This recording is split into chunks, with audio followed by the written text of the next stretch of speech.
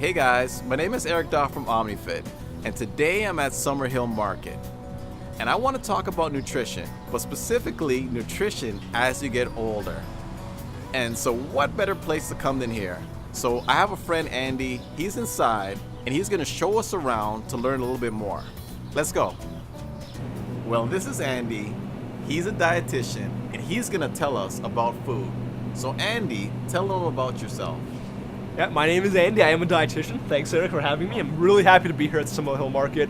And I'm going to talk a little bit today about seniors nutrition and really help you guys understand how to harness food to live your best and healthiest possible life. So Andy, you know I work with a lot of seniors, and one issue a lot of seniors have is osteoporosis. Right. So is there anything in this area that can maybe help with this issue? Yeah, well, you're absolutely right, Eric. Seniors are at higher risk for osteoporosis, which is all about bone health. And when we're talking about bone health, we really are talking about two nutrients. We're talking about calcium, and we're talking about vitamin D. And yeah, to answer your question, this aisle is a great place to find both of those things. So let's start with the legumes down here. This can of lentils, for example, is a great source of calcium. Now, people often think of milk and milk alternatives. Those work too, but if you want something different and if you don't drink milk for whatever reason, lentils are a great place to go for calcium.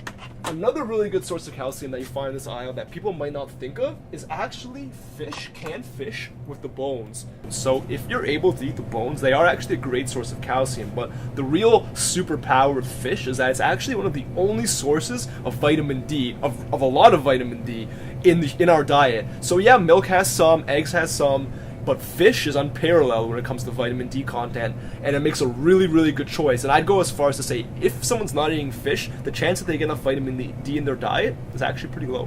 Wow. Well, that's actually a very interesting point about the fish and the bones.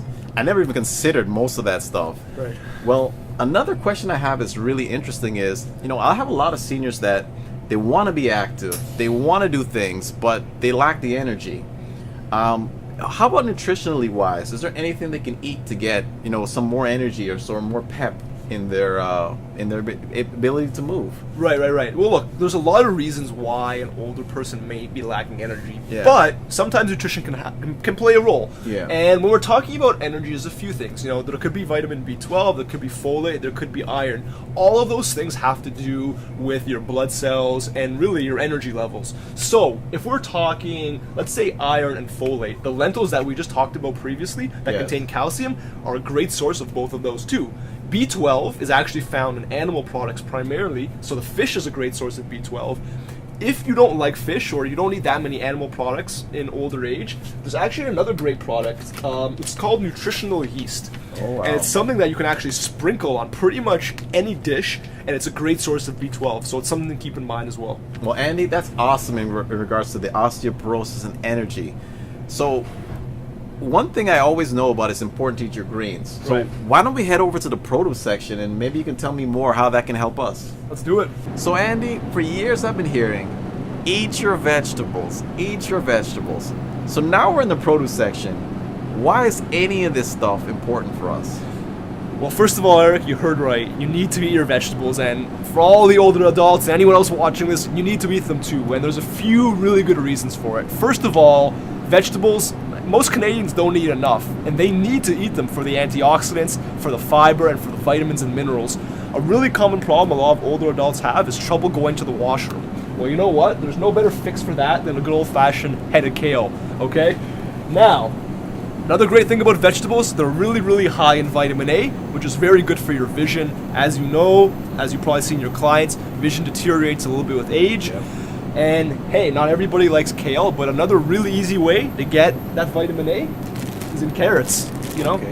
Have half a cup of baby carrots a day, and at least you can feel confident that you're getting enough vitamin A, you're getting the fiber and the antioxidants, which help keep us healthy and disease-free and living long, happy lives. Well, your advice was good, but I got one more question. What's that? Would apple crisp be a good supplementation for fruits and vegetables?